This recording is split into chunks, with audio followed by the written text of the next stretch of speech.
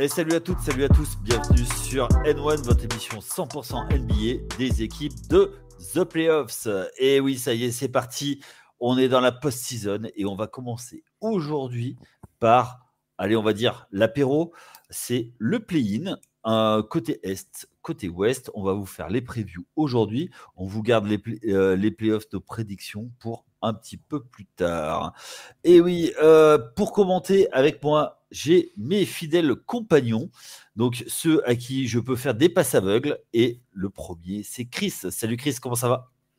Salut à tous, salut à toutes, salut Yannick, salut Raph. Ça va très bien, on rentre dans la meilleure partie de l'année quand même. On Ouais. a un petit peu ras-le-bol de tous ces matchs de saison régulière où, à l'image de dimanche, très honnêtement, à part le match des Clippers-Warriors, on s'est quand même assez ennuyé. Donc voilà, on passe aux choses sérieuses et le play-in, tu as raison, c'est un très bon amuse-bouche pour entamer la post-season. Et oui, et vous l'avez entendu, on a notre rookie. Il nous a amené les donuts entre autres, hein, et puis le café. C'est Raph. Salut Raph, comment ça va? Salut, ça va nickel. Je suis bientôt plus rookie, hein. Ça fait bientôt 1 an que je suis avec vous. Donc Oui, mais franchement, ça portes, fait plaisir. tu portes quand même le matériel et tout, donc Ben Ah, oui, c'est toujours normal. rookie pour nous, hein. faut porter les Ah, gourdes et tout. Mais non, franchement, Orvan, je suis extrêmement content d'être avec vous. Franchement, cette post-season, comme je disais hors antenne à Yaya, elle me hype de fou. Donc j'ai vraiment hâte que ça commence et que les hostilités soient lancées. ouais, tout à fait. Alors justement, avant de rentrer dans le play-in, on va vous rappeler qu'il y a un second podcast dans la semaine qui a lieu un peu plus tard avec Raph. C'est toi, Raph, Ouais, qui l'anime. c'est ça, C'est- qui sort le vendredi. Ok. Et puis également d'autres podcasts sur d'autres sports. Warm-up avec vous, les gars. Ouais, troisième vendredi de suite, on sera en Arabie Saoudite. On reviendra sur le Grand Prix de Bahreïn, qui était plutôt sympa à suivre, avec Raph, qui n'était pas des nôtres la semaine dernière, mais qui a quand même trouvé Oscar Piastri vainqueur du Grand Prix. Donc bravo à toi, Et Raph. Norris troisième. Et yes. Bon, bref, on reviendra sur la F1. Donc ce sera vendredi après-midi ou samedi matin sur les plateformes d'écoute Warm-up. Ok, et également les copains de Far Pitch, la Major League Baseball qui est reparti, donc un podcast régulier sur le baseball, sur la saison de baseball qui est reparti, et également la NFL avec Tailgate, Flav, qui mène de main de maître avec des élèves dissipés comme moi, entre autres, et puis également la D1 Elite, l'ELF qui arrive bientôt. N'hésitez pas à les suivre. Et de toute façon, vous pouvez suivre tout ça sur le site The Playoffs. Allez, on est parti sur le play-in. On va d'abord commencer. On va faire quelque chose d'un peu dans l'ordre. C'est d'abord la conférence Est, ensuite la conférence Ouest. Allez, la première affiche, c'est ça va être Miami qui se déplace du côté de Chicago pour ce premier match. Alors moi, j'ai envie de vous dire, est-ce que vous attendez grand-chose de ce match? Ouais. Alors, c'est pas l'affiche dans l'ordre chronologique, mais on peut commencer par celle-là si tu veux, en tout cas. Ouais. Mais Miami-Chicago, très honnêtement, c'est vrai que on a une équipe de Miami qui, en fait, la saison de Miami, pour faire courte, elle a été marquée du saut de Jimmy Butler. Tu vois, il y a eu tout le drama qu'on a connu avec ses envies de départ, les suspensions, son trade vers les Warriors. Et c'est vrai que la saison de Miami, elle est vraiment marquée par par ça. Et ensuite aussi quand même par, moi je trouve, une déception, c'est l'impact en fait d'un joueur comme Bam Adebayo. On peut en faire un petit point rapide ou pas, mais moi je trouve que en regardant des matchs du 8, j'ai pas regardé les 82 matchs, hein, mais vous m'excuserez, mais pour avoir regardé pas mal d'extraits ou les highlights ou des matchs entiers, en fait, j'avais cette impression de me dire, mais Bam Adebayo, en fait, il est au max de ce qu'il peut donner, ou alors c'est quoi? Il est juste dans une saison un peu sans. Mais moi, d'un mec comme ça, là en plus, t'as plus Butler, tu vois, donc tu deviens avec Tyler Hero qui lui a bien step up, tu deviens une option majeure dans cette équipe du 8, toujours aussi bien coaché par Spoelstra, mais j'ai l'impression qu'on atteint en fait les limites de Bam Adebayo et ça m'embête parce que c'est un joueur que j'ai bien aimé, que j'apprécie encore, mais sur lequel j'ai eu beaucoup de frustration. Et je pense que pas mal de fans du 8 ont eu des frustrations sur ce joueur-là. Et en fait, tout ça pour dire que entre l'impact et le drama autour de Butler, un Bam Adebayo qui a peut-être montré des limites cette saison, un Tyler Hero qui a step up, mais après encore des joueurs qui sortent du bois, mais bon, la magie Spoelstra marche pas tous les ans. Bon, bah Miami, là, ils sont quoi? Ils sont 10e, et bah ouais, c'est leur place, et je suis pas sûr qu'ils peuvent aller faire beaucoup mieux cette saison, tu vois. Ouais. Tu veux répondre quelque chose sur Bam, Raph, ou tu me laisses y aller? Non, juste, je suis vraiment d'accord pour Bam. D'ailleurs, Trash Talk, ils ont sorti une vidéo ce midi concernant les déceptions de la saison. Et justement, Bam, ils ont dit exactement comme toi, Chris. Ils ont dit, franchement, si c'est ça le up de Bam, bah, finalement, c'est décevant parce qu'il était promis un avenir beaucoup plus brillant. Donc, c'est vrai que c'est un petit peu dommage, surtout quand on voit que avec le départ de Butler, il fallait que des joueurs prennent un petit peu sa place. Donc, tu l'as dit, un Tyler Hero, il l'a un petit peu prise, mais Butler avait tellement de place que c'est compliqué et Bam l'a pas forcément aidé non plus. Donc, je suis d'accord avec toi et si on se projette sur ce match, je suis même pas sûr qu'il le gagne en fait. Ok. Moi, je suis pas tout à fait d'accord avec vous sur Bam Adebayo. Moi, je pense que c'est un excellent joueur, mais d'équipe. C'est pas. Il fait monter ton plancher, mais pas le plafond. Et tu sais ce que tu as, et il fera ce qu'il a toujours fait. Et c'est un joueur qui a besoin d'autres joueurs autour de lui. C'est pas autour de lui que ça va se cristalliser. Donc il y a des joueurs comme ça, il faut l'accepter et voilà. Et dans un match comme ça, moi je pense que c'est pas lui, il va t'amener ce qu'il faut par rapport à Chicago. Il va embêter Nikola Vucevic, ça c'est une certitude. Surtout que Vucevic, on sait ce que c'est la défense chez lui. Malgré tout, t'en as parlé en filigrane, Chris, c'est le coach Spoelstra. Sur un match, il est toujours capable d'embrouiller tout le monde. Donc, il est capable de trouver des solutions. Est-ce que sur un match, deux matchs, il est capable de remobiliser son groupe et d'aller. Je suis pas sûr. On va voir ça, mais je ne serais pas surpris. Et à tout moment, ils peuvent retrouver le mojo. Tu vois, c'est l'équipe embêtante. Ah oui, bah, c'est toujours une équipe, la fameuse équipe, c'est un peu poil à gratter là. Ouais. Mais je trouve de moins en moins, tu vois. Et c'est là aussi, Spoelstra reste un génie du coaching et un mec qui est dans le Gotha, tu vois, de la NBA. Mais en fait, au bout d'un moment, tu te limites aussi à ton effectif, tu vois. Et alors, il arrive tout le temps à sortir des mecs du bois mais tu as l'impression que bah il y a besoin de ça pour que Miami survive parce que du coup, Bam Adebayo, il en est peut-être à la limite, ou alors, comme tu dis, c'est un joueur d'équipe et on peut pas attendre plus, ok. Et en fait, bon, bah, Wiggins, bon, voilà. Et ok, Tyler Hero, il a pris plus 3 points quand même entre la saison dernière et cette saison-là. Il était à quasiment 21 points l'année dernière, il est à quasi 24 points. Donc, quand tu steps 4 points de plus et quand tu es sur une moyenne où tu es déjà à quasiment 21, c'est intéressant, tu vois. Ouais. Mais voilà, autant toi tu dis Bam Adebayo, c'est pas un mec sur lequel on peut attendre de devenir le leader incontesté d'une équipe, et je veux bien l'entendre. Mais du coup, je vais dire la même chose pour Tyler Hero, tu vois.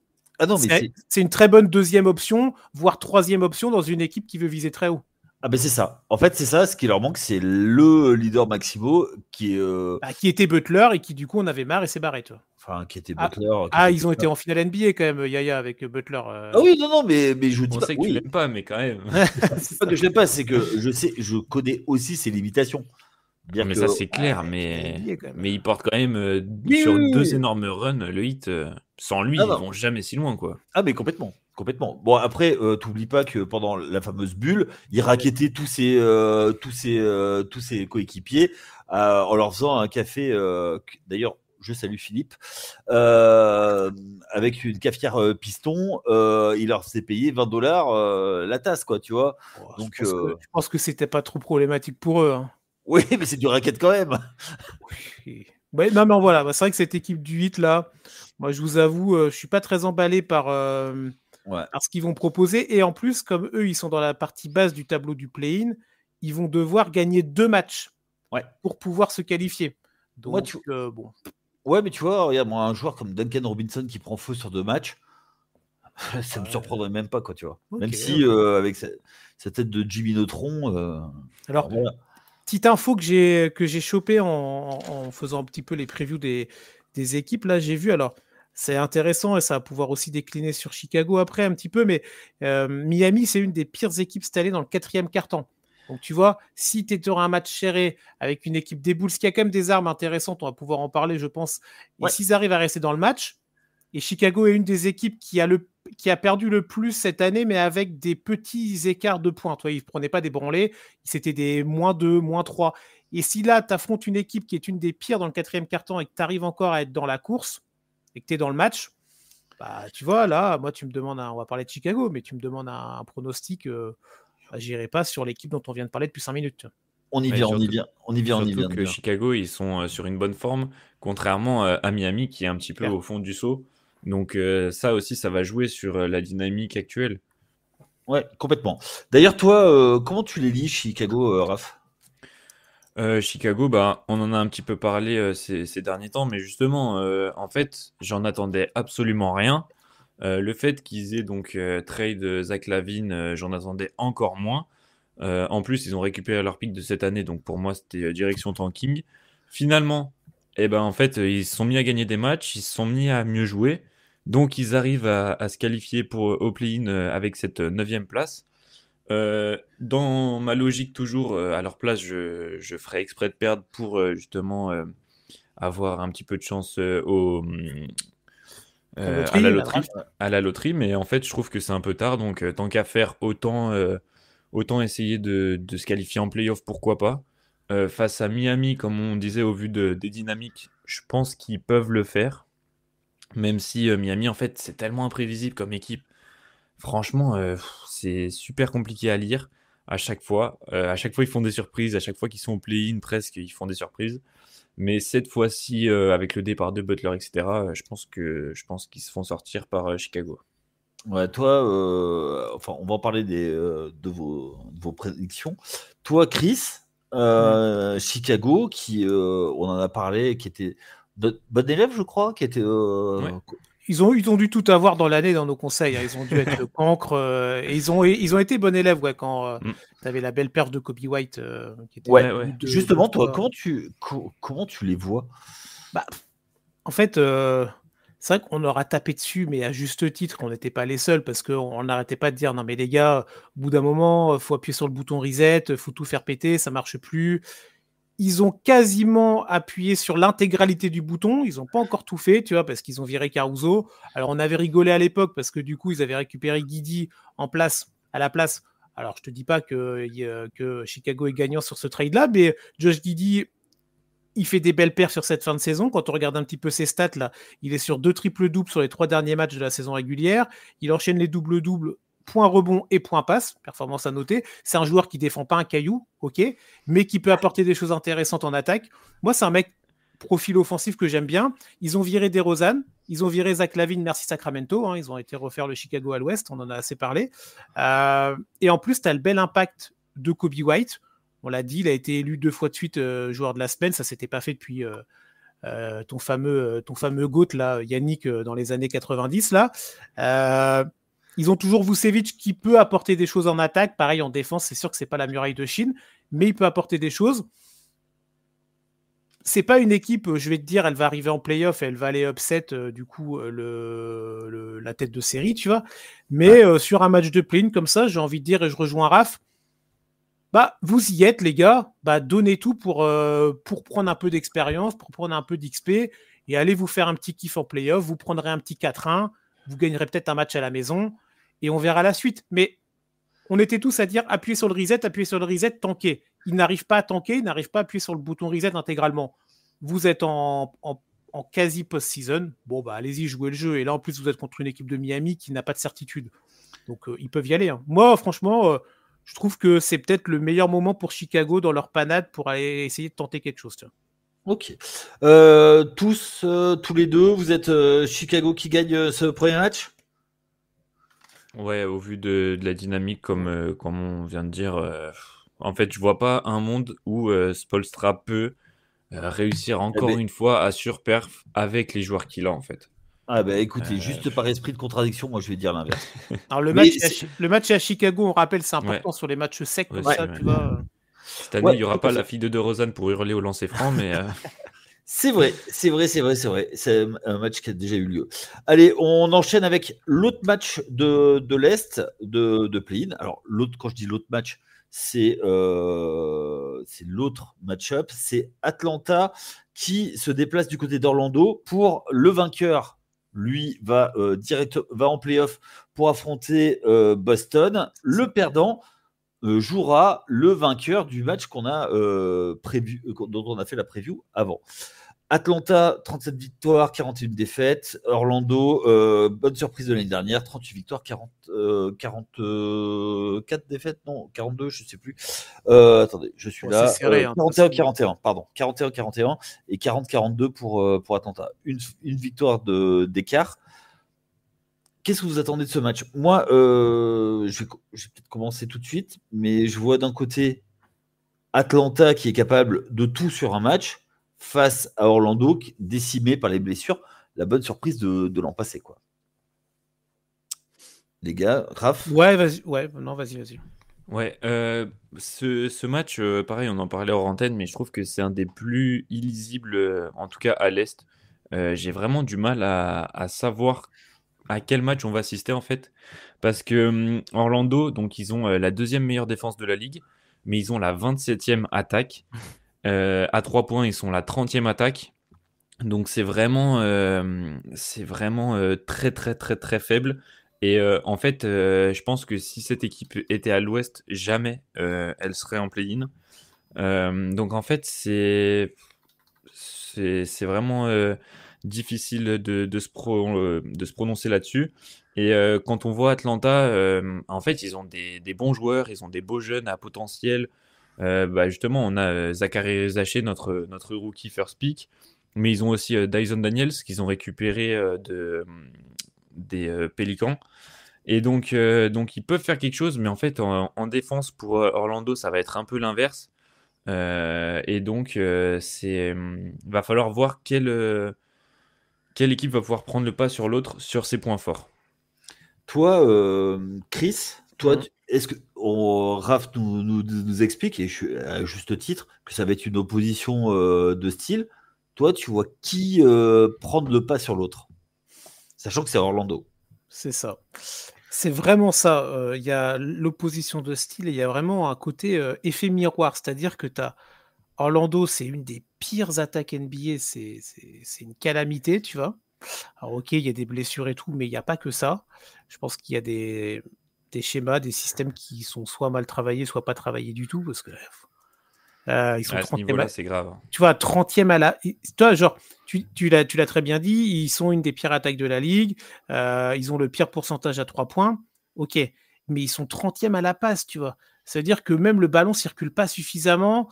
Tout joue sur Wagner, Banchero, en gros, tu vois. Donc, tu as Orlando, attaque catastrophique, mais très bonne défense. Et tu as l'effet miroir en face avec Atlanta, qui est une très bonne attaque qui peut prendre feu autour de Trae Young.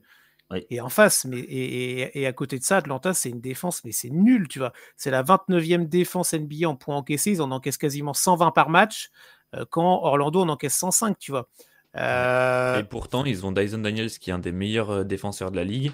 Ouais, mais bon, ils ont Trae Young aussi, tu vois. Donc, en ça, défense, en fait. voilà. Tu vois. Alors, je tiens à signaler que c'est pas moi qui ai lancé la première banderie contre Trae Young. Non, après, c'est facile. Dans tous les cas, c'est toujours facile de mettre un petit tacle à Trae Young. Non, mais en fait, et c'est pour ça que je suis totalement d'accord sur le côté presque illisible de ce match-là. C'est en fait, si Atlanta arrive à faire exploser la défense d'Orlando, bon bah voilà, vous avez le vainqueur. Mais si à côté de ça, Orlando arrive à cadenasser de par sa défense de fer l'équipe d'Atlanta et donc en particulier Trae Young, parce qu'ils ont des solutions. Et bah là, bien malin. Un paquet de joueurs envoyés pour cadenasser Trae Young. Ça, c'est sûr. Ça. Donc, en fait, c'est vraiment ça qui est vraiment particulier, les dynamiques des deux équipes. Tu vois, 4 victoires sur les 8 derniers matchs pour Atlanta, 5 victoires sur les 7 derniers matchs pour Orlando.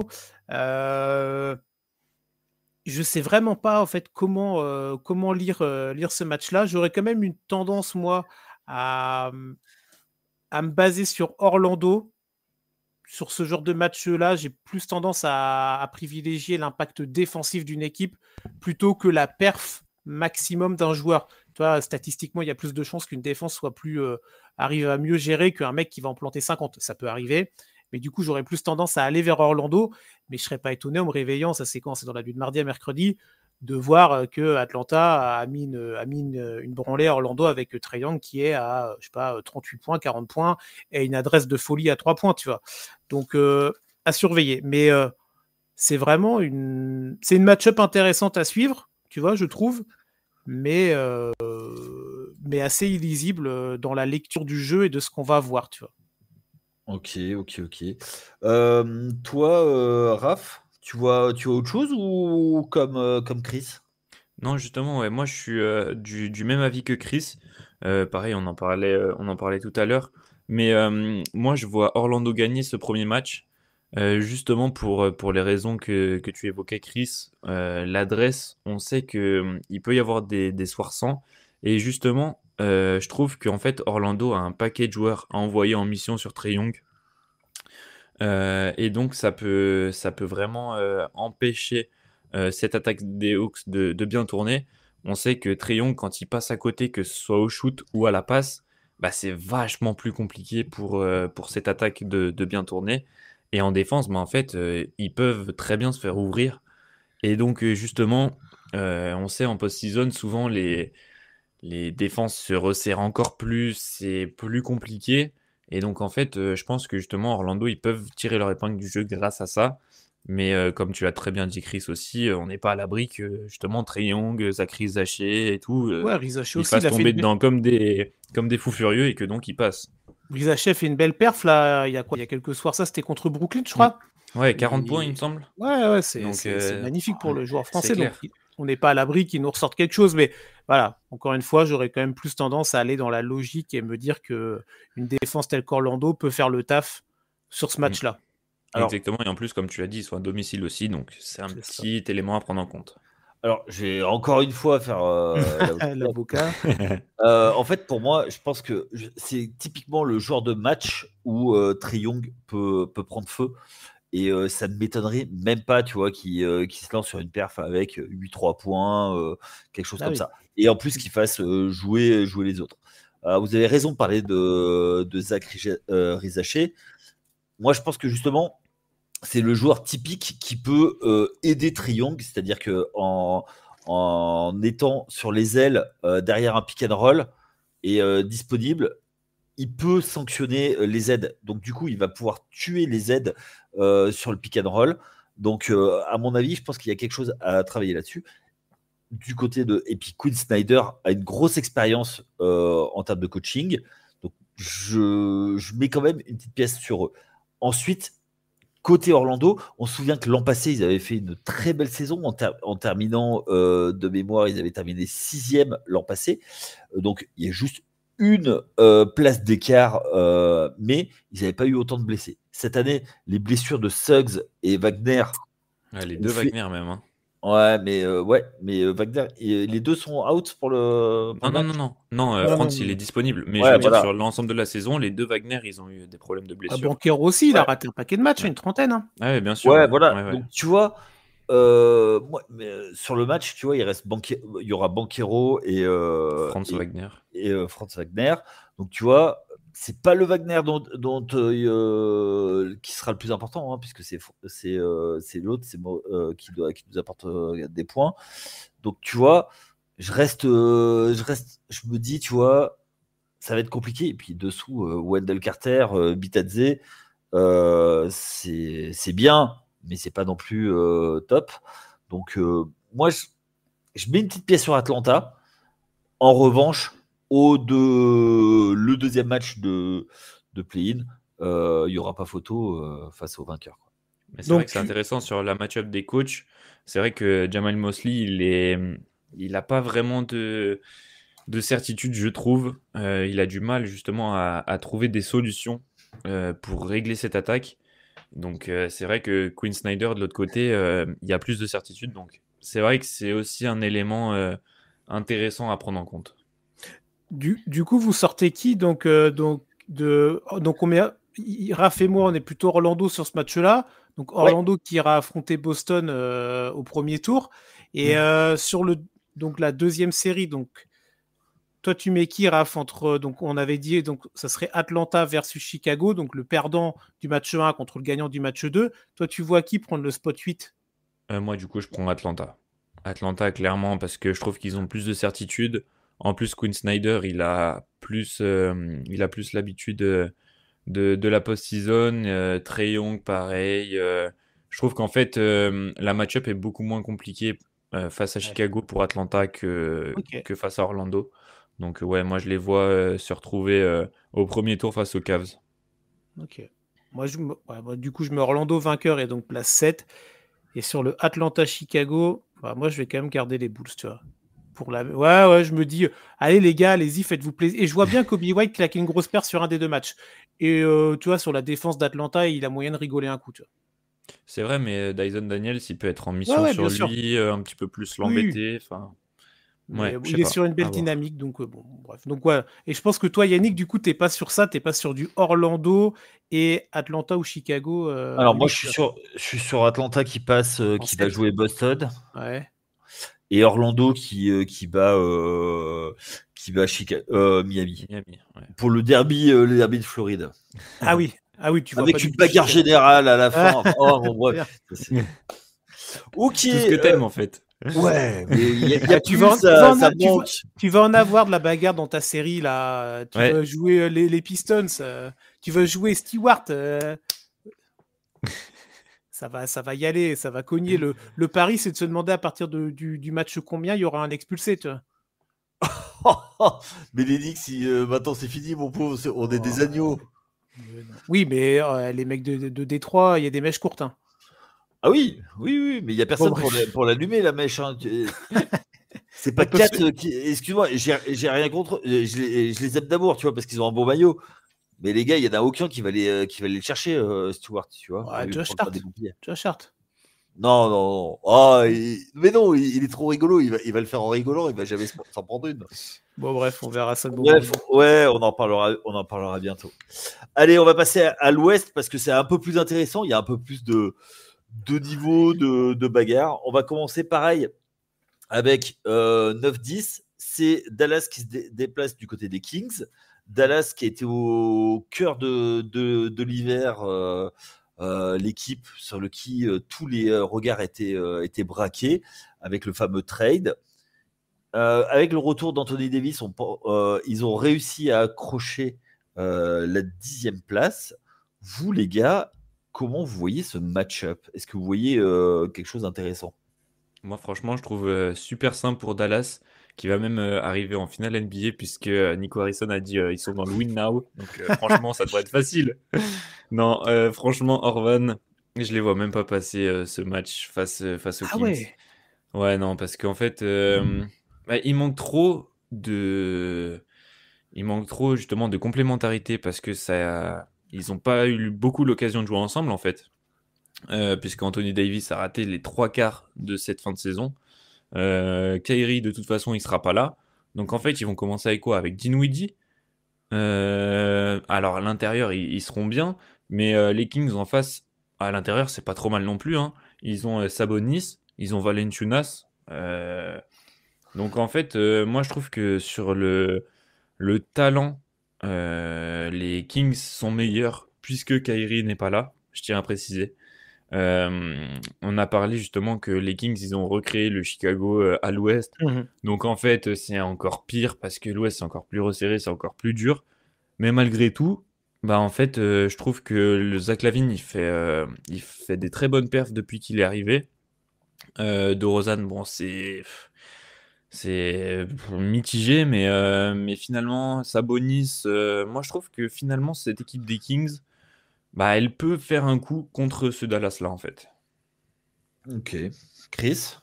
Ouais, je suis pas du tout emballé. Désolé, Raph, hein, mais Ah non, mais après, c'est un en fait, avis comme ça, ouais, bah oui, oui, je le c'est respecte. Mais le feeling, hein, mais... en fait, moi, je vois le problème plutôt à l'envers, c'est-à-dire que quand je regarde les Kings, je me dis, mais en fait, c'était quand Light the Beam C'était Ah quand bah la ça, par saison? contre. Non, mais c'était quand? Ouais, non, mais oui, je sais que c'était il y a pas si longtemps que ça, mais tu as l'impression que c'était il y a une éternité.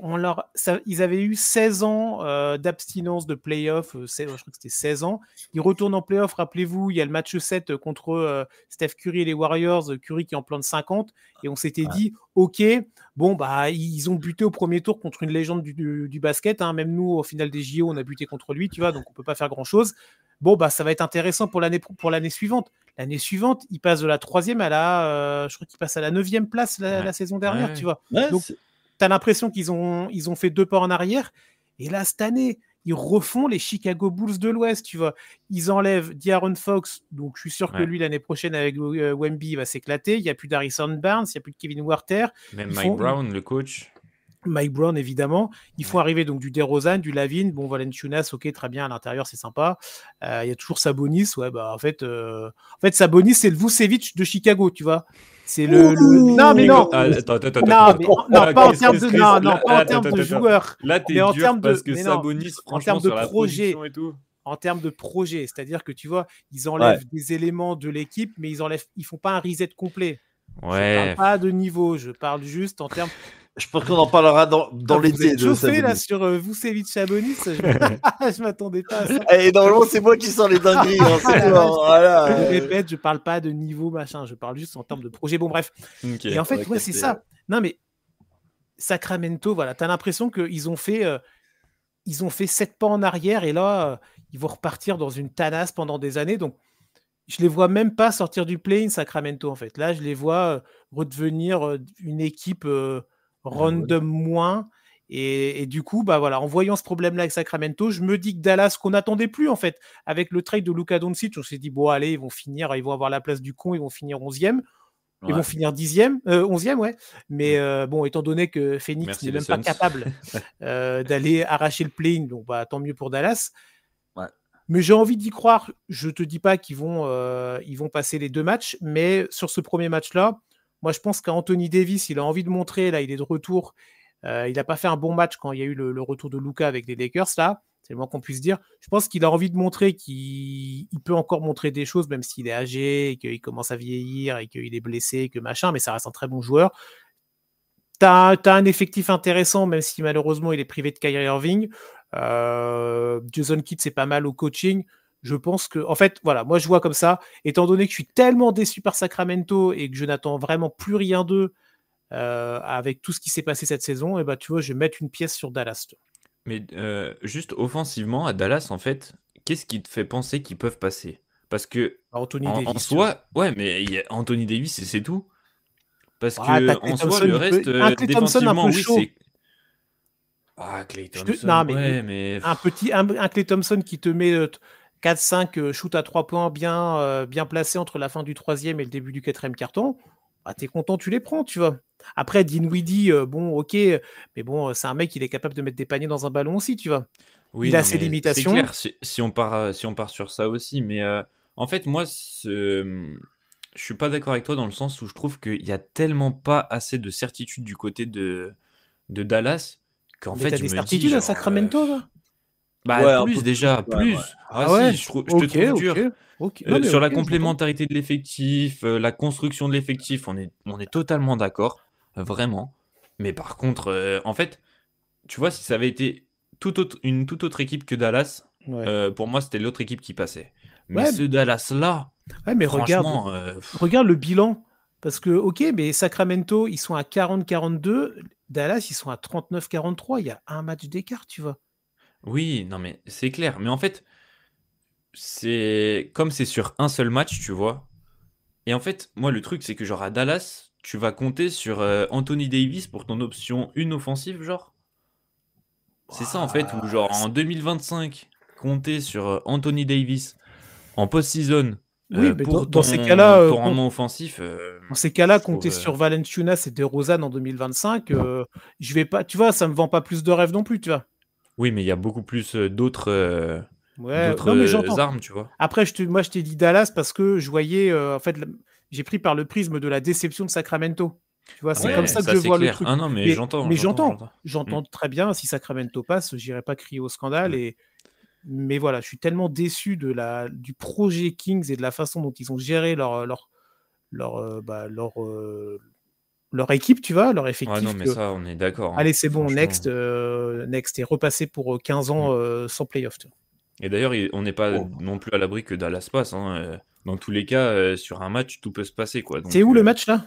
Ouais, ce sera à Sacramento, du coup. C'est à Sacramento, ouais. Ok. Alors moi, tu vois, je suis pas du tout dans les mêmes vues que toi du tout. Déjà, côté Sacramento, il y a Valanciunas qui, on le rappelle, on a vu passer la stat dans le week-end, a joué tous les ans le play-in. Ah, c'est vrai. Donc le gars, c'est un habitué. Donc déjà, je me dis, pourquoi pas Valanciunas.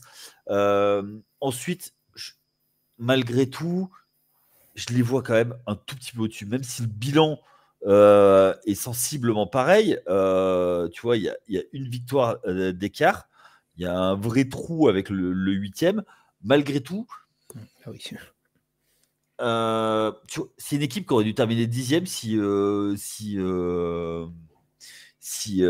n'y avait pas eu ce fameux trade. Tu vois, donc pour moi, oui, ils sont à leur place en play-in. Oui, il n'y a pas grand-chose. Mais malgré tout, du côté de Dallas, il y a zéro certitude. Ils sont vraiment dans le slump.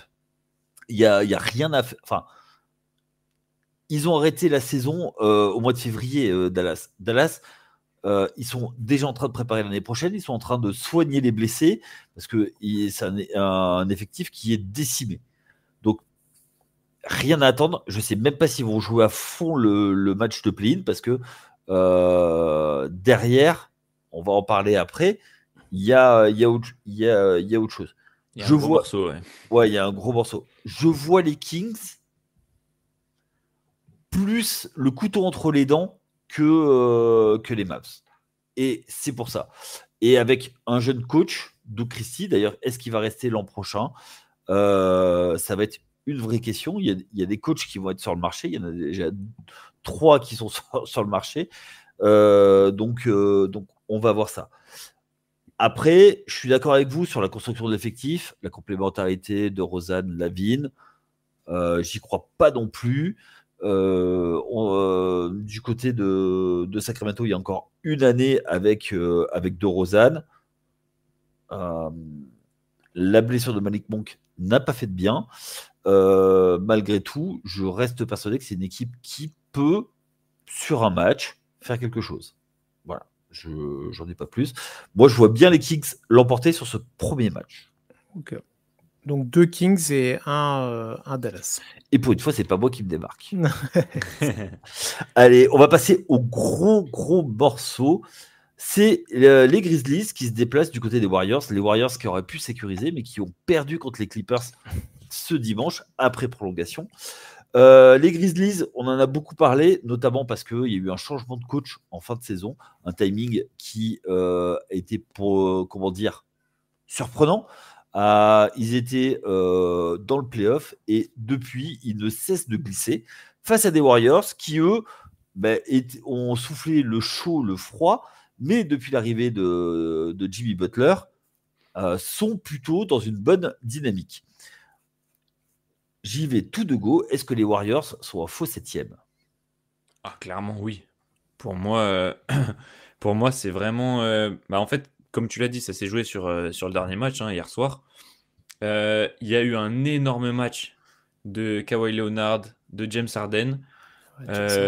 Pour moi, les Warriors, s'ils le perdent, ils peuvent s'en prendre qu'à eux-mêmes aussi, parce qu'ils ont eu énormément de pertes de balles.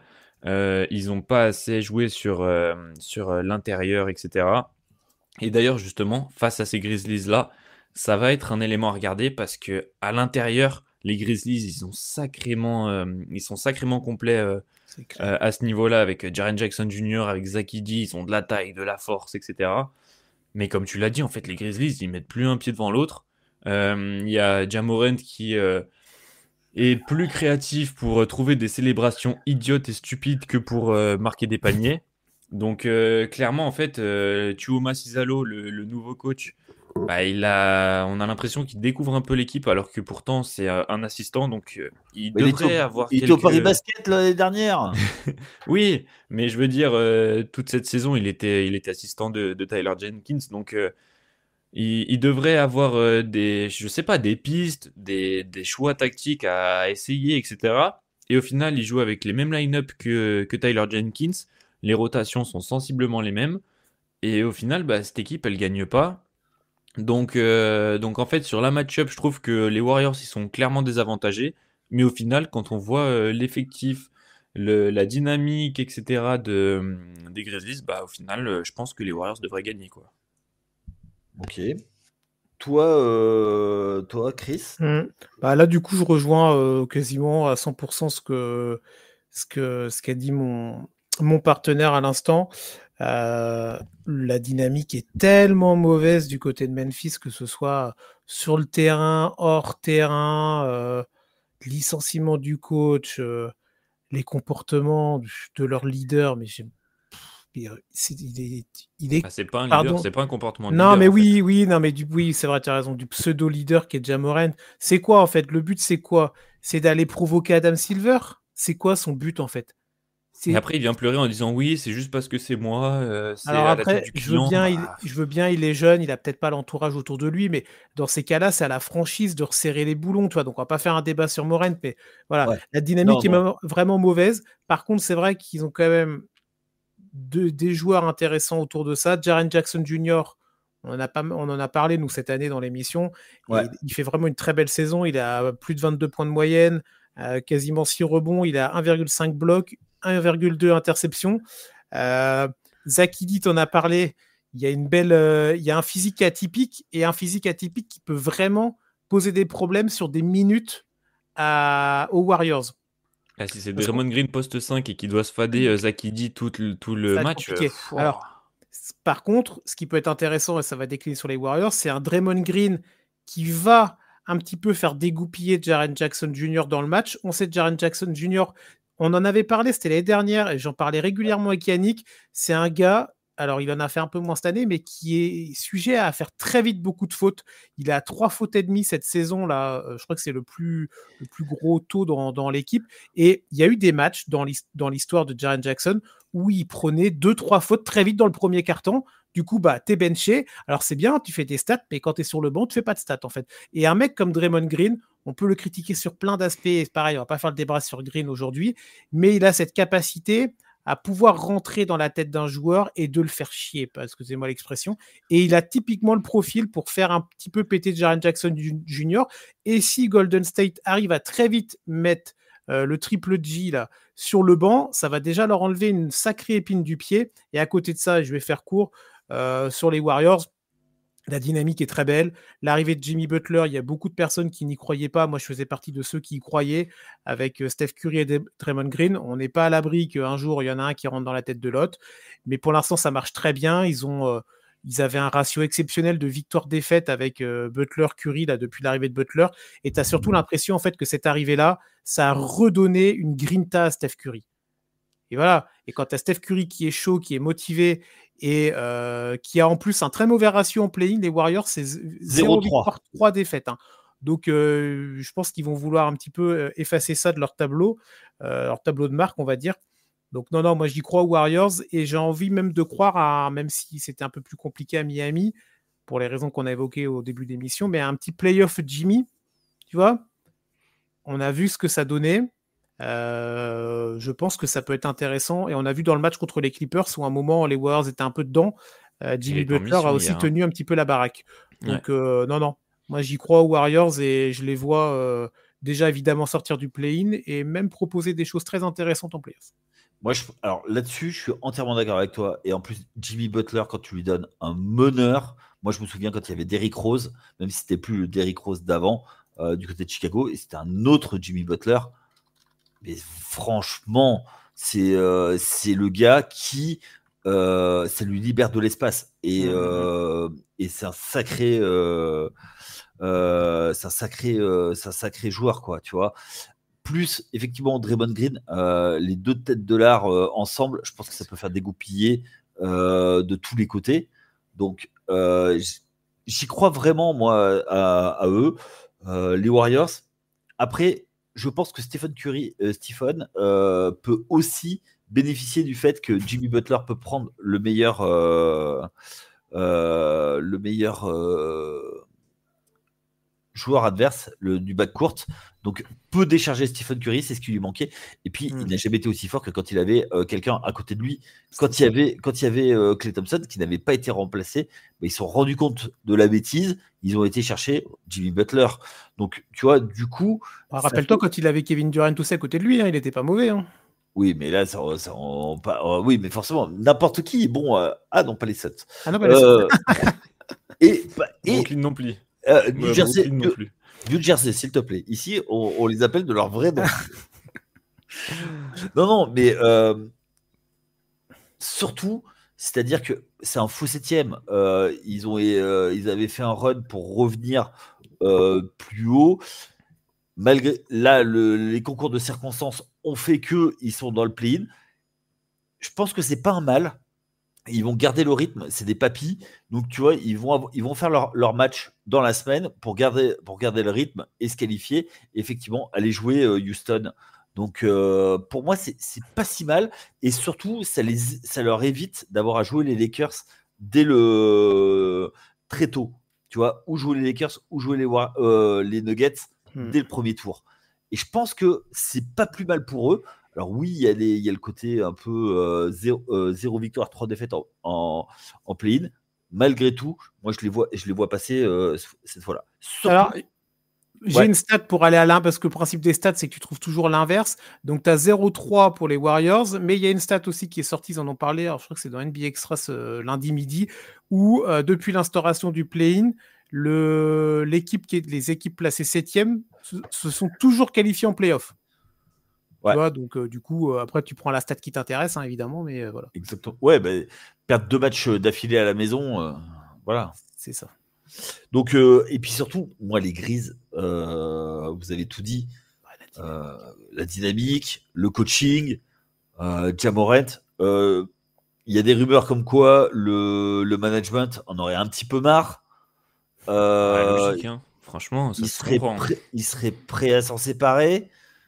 Donc voilà, et effectivement, on en parlait dans un conseil de classe, je ne sais plus quand, Chris, mais en se disant que peut-être que le vrai franchise player, c'est Jaren Jackson, et de construire autour de Jaren Jackson, qui maintenant arrive à maturité, lui, et plus le vrai papa, tu vois. Donc, ouais, voilà. C'est une option pour Memphis, ouais. Ouais, et donc du coup, tu vois, aller chercher des tours de draft, aller chercher un joueur, voilà, et que Ja Morant soit dans un environnement un peu plus tenu, où il y a une institution, tu vois, je pense que c'est le moment où jamais. Alors, faut pas aller le mettre dans une équipe en reconstruction ou avec des petits jeunes, parce que ça va, mais où il va se perdre. Faut pas le mettre sur un gros marché, toi non plus, où il va partir en venta à Los Angeles ou des trucs comme ça, où il va partir en vrille, tu vois. Oui, mais tu vois, Miami, t'as le patron, tu vois. Oui, t'as le parrain, tu vois. Ouais, mais justement, je pense que ça peut plus clasher qu'autre chose, en fait.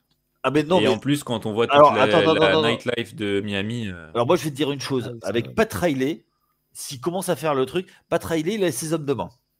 Oui, non, mais c'est ça. Mais c'est ça, en fait. Je pense que ça peut plus partir en couille que, même si la culture et tout, mais quand tu vois la nightlife de Miami, plus tout ça, je pense que... Non, mais c'est après... C'est vrai que si Morant est à côté de ça un gars qui est intellectuellement, en fait, pas fiable et pas à la hauteur de ce qu'on peut attendre de lui, eh ben, tu peux lui mettre le plus grand parrain en face de lui, et s'il veut pas, il veut pas. Donc j'entends ce que dit Raph, mais à côté de ça, j'aurais quand même tendance à me dire que ça...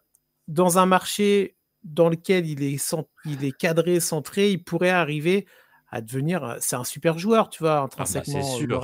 C'est juste que dans la tête, ça colle pas, tu vois. On en parlait comme un des futurs figures de la ligue, etc. Exactement. Il était vraiment ultra, ultra fort avant qu'il y ait tous ces problèmes-là. Et en fait, les suspensions, les blessures... En fait, j'ai l'impression que ça devient un peu l'ombre de lui-même, quoi. Et là encore, il joue avec une grosse douleur à l'épaule. À l'épaule, ouais, bien sûr. Et tu vois, moi, typiquement, là, je viens d'avoir un flash. Tu l'envoies, par exemple, à Washington contre Jordan Poole, mais on le voit plus jamais de la ligue, tu vois. On le voit plus jamais. Il pète un câble, tu vois. Ouais, Ouais, c'est dommage. C'est Charlotte voilà. pour aller avec les autres. Charlotte, c'est vrai. Oh là là, tu le mets. La Melo, Jamorant, Mike Bridges. Ah ben là, Oh là, en début de saison, il commence une partie de Scrabble et fin de saison, ils n'ont toujours pas fini. Hein. C'est ça. Ah non, mais Oh my god. on va pas faire l'image.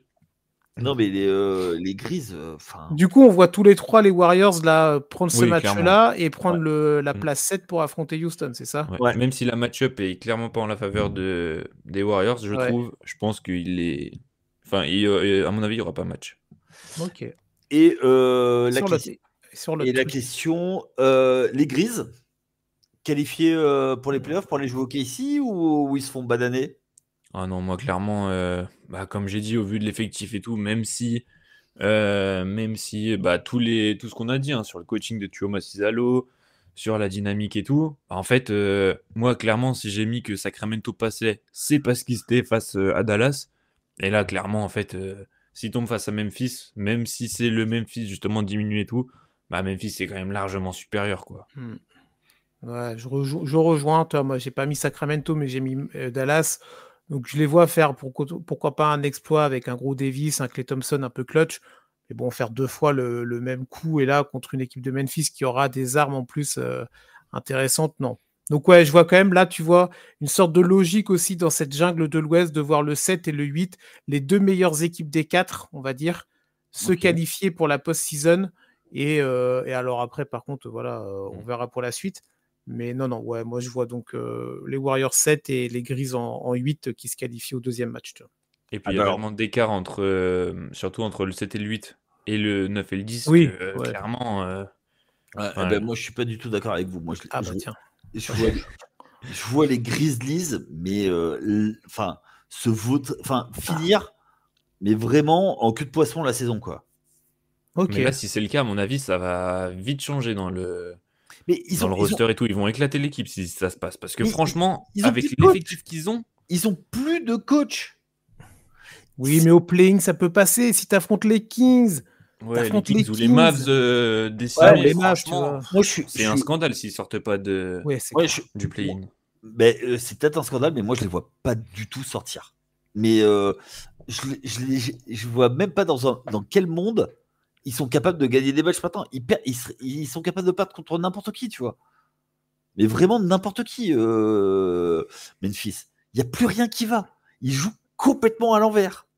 Ils font plus rien depuis 10 matchs. Ils vont pas se réveiller. Même sur un match, je suis d'accord avec vous, sur un match, la vérité d'un match n'est pas la vérité d'une saison. Et là, le problème, c'est que c'est sur les 10 derniers matchs, 10-15 derniers matchs. C'est nawak, ils proposent plus rien. Donc, du coup, en plus, moi, je crois jamais au truc on-off. Là, il n'y a aucune académie de jeu. Ja qui fait n'importe quoi, qui fait de la distraction dans plus qu'autre chose. Je ne les vois pas. Et que ce soit Dallas ou Sacramento, n'importe qui passe, ils se qualifient face aux Grises. Ok. Et je les vois, mais vraiment, je les vois pas. Bon, par contre, l'équipe qui sort 8e, vont se prendre une banane contre le Thunder, sauf si c'est les Warriors. J'annonce tout de suite. Pour moi, en fait, si c'est les Warriors, la match-up, elle est clairement pas en leur faveur. Et au contraire, les Grizzlies, je trouve que c'est l'équipe du play-in qui peut le plus emmerder le Thunder. Parce qu'à l'intérieur, le Thunder, c'est très grand, mais les Grizzlies aussi. Et sur le backcourt, après, je vois quand même le Thunder passer facile. Oui, on n'est pas en train de dire que... Mais je veux juste dire que je pense que justement, par exemple, si c'est les Grizzlies, donc si on suit ma logique, les Grizzlies peuvent peut-être prendre un match ou 2 grands max, mais ouais. Alors que si c'est les Warriors, je pense que ça va être beaucoup plus dur pour Golden State. Bon, ça va être intéressant parce qu'on n'a pas du tout, on voit pas les mêmes équipes aller se qualifier ni à l'est ni à l'ouest. On a toujours une équipe différente, donc ça peut être. À part pour le Grizzlies Warriors, et forcément c'est sur celui-là qu'on va se planter. Hein. Là, mais bon, non, mais voilà, je pense que À l'Ouest, on sait que le niveau est un peu plus élevé et que ça va être. Mais on sait que l'Est, mais quand c'est des équipes qui sont un peu moins fortes, des fois il y a plus de surprises. Il y a moins de logique. Donc on va regarder ça avec attention. De toute façon, on reviendra vers vous dans la semaine pour parler de tout ça et puis pour parler des playoffs, parce qu'il y a des choses. Avant de conclure, je voulais juste faire deux coucous. Donc le premier, c'est à Hugo, un de nos auditeurs avec qui j'ai échangé cette semaine, qui joue en U18 Elite et en Espoir. Salut Hugo. Et également, je voudrais faire un coucou très particulier à un nouveau marathonien que vous avez entendu sur nos ondes. Et il a fait en moins de 4 heures son premier marathon ce dimanche. Donc 10 ans après moi, il a un petit peu d'avance. Mais il a aussi peu de cheveux que moi d'ailleurs. Mais on salue Tom. Notre copain que vous entendez de temps en temps chez nous.